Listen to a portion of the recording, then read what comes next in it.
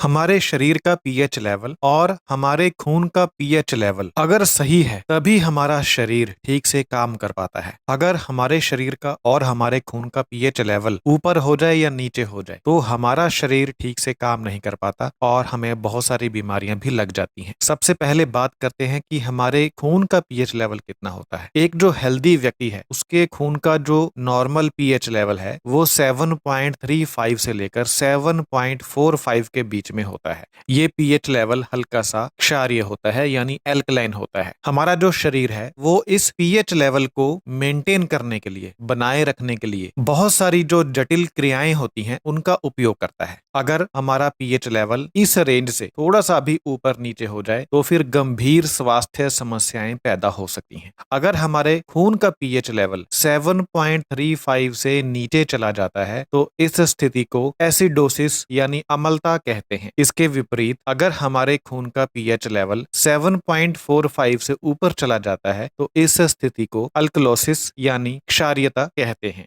हमारा जो पूरा शरीर है, इस पूरे शरीर का पीएच लेवल एक समान नहीं होता। हमारे शरीर के अलग अलग हिस्सों का पीएच लेवल भी अलग अलग होता है। ये डिपेंड करता है कि वो हिस्सा क्या काम करता है। उदाहरण के लिए हमारा जो पेट होता है उसके अंदर पाचक रस होते हैं। इन पाचक रसों का जो पीएच लेवल है ये बहुत कम होता है, ये अम्लीय होता है, एसिडिक होता है। ये लगभग 1.5 से 3.5 के बीच में होता है।